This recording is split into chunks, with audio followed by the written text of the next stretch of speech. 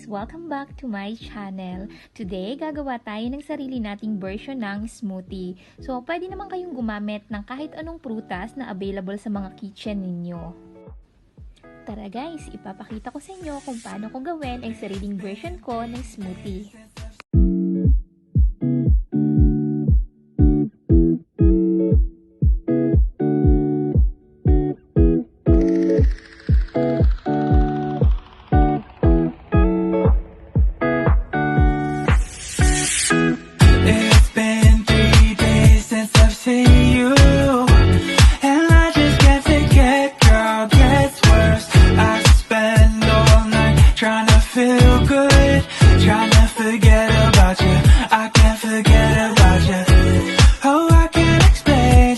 You've done to me. It feels like the rain is pouring all over me. You make me feel free. I wanna believe in you, believe in you. Oh, I just gotta know, will you be here forever? And if I let you go,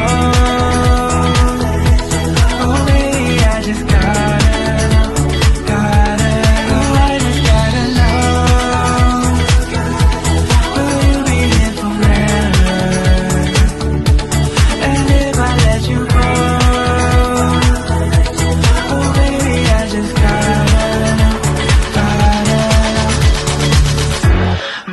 Can only take so much before it falls down and hits the ground.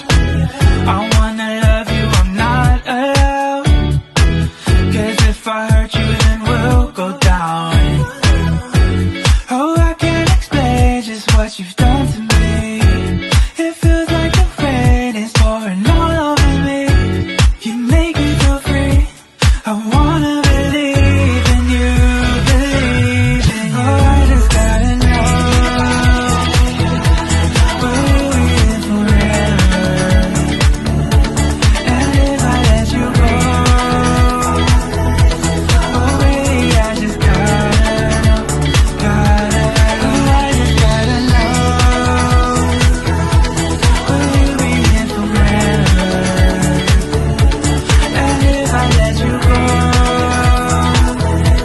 oh baby, I just gotta know.